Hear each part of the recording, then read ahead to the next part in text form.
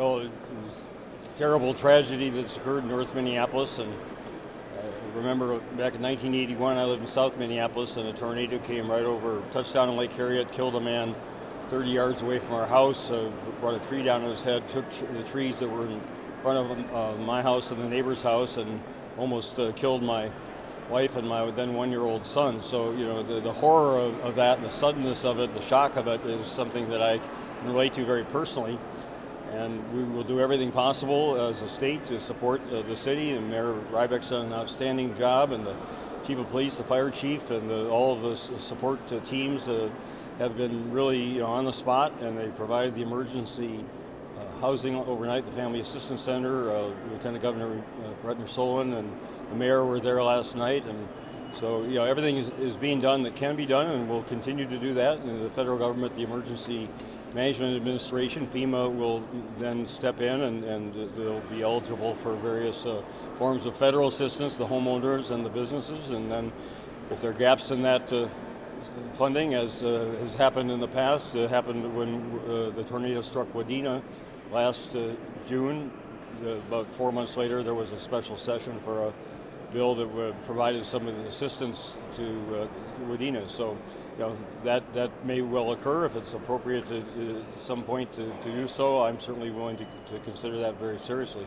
You've had a series of good, cordial, productive meetings with lawmakers, but it seems you are no closer than you were during the campaign to solving this massive problem. Well, I came $1.8 billion closer last Monday, a week ago, and offered to meet them halfway. We were $3.6 billion apart, and half of that is $1.8 billion, and I moved, and they haven't budged.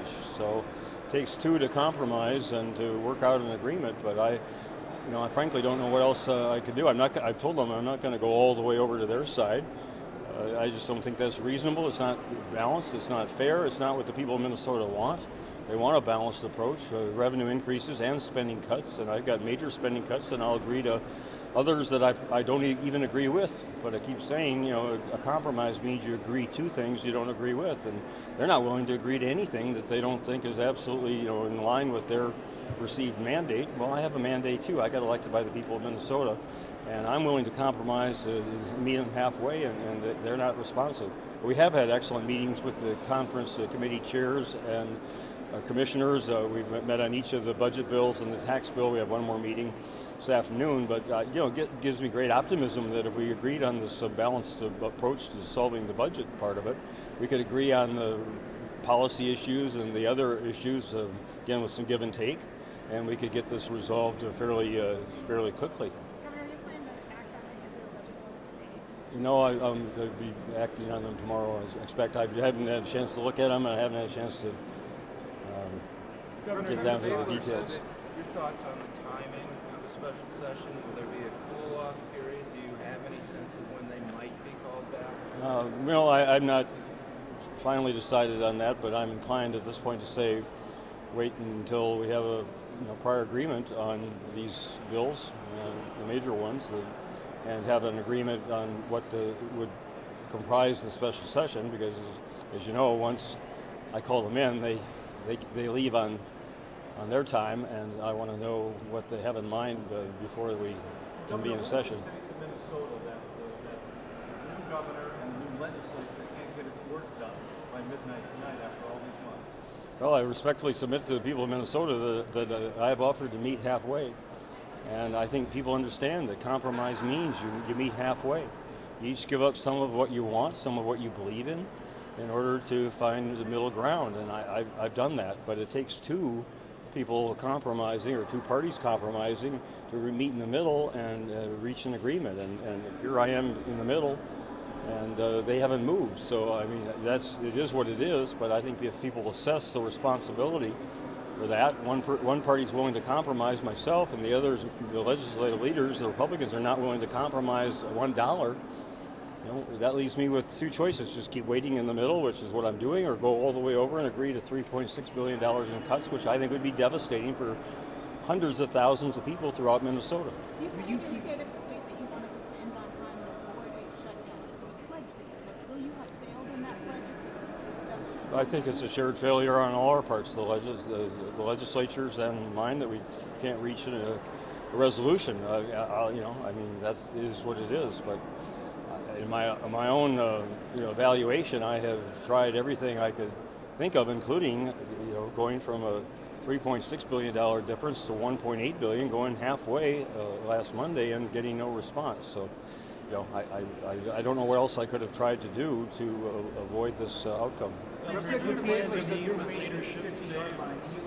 Do you plan to continue waiting on the 50-yard line, going into possibly even a government shutdown? I mean, let's see what ensues over the next 39 days. I hope that as people realize the consequences of a shutdown, that there'll be an outpouring of public communications to the legislators that they want this agreement to be reached, and that we'll have a renewed impetus to do so. But I'll have to see. Is there any plan to meet with Republican leaders today, or has everyone essentially said let's wait till?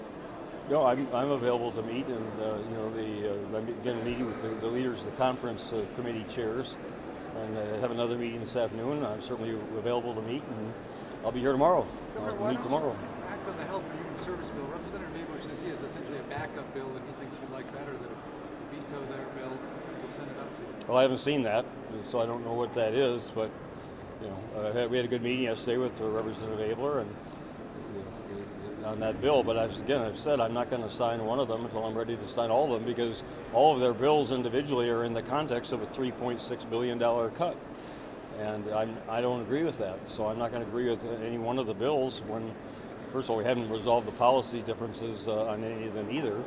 We've had some good conversations about it, but on the budget, I'm not going to agree to bills that add up to $3.6 billion in cuts. One last question. Are you saying that public pressure back home, are you suggesting that you think public pressure in the districts will force the GOP to make compromise, as you put it? I just think people need to know, and will know in the next 39 days, what the consequences of a state government shutdown will be, and I hope that they will register their views with all their elected officials about how they want us, to compromise, meet middle ground, and get this resolved. You also now have the voter ID bill. Sorry? You also now have the voter ID bill. Are you willing to be clear on that, please? I'm going to meet with Secretary of State Ritchie tomorrow afternoon, and take a look at that, and I'll reserve judgment until I've had that chance to meet with him. But as I've always said about the election reform bills, as well as the redistricting, and the same thing that Governor Plenty and Governor Carlson said, they needed to pass with broad bipartisan support, and that didn't occur with that bill, so that's a major consideration against it. Thank you very much. Do you have any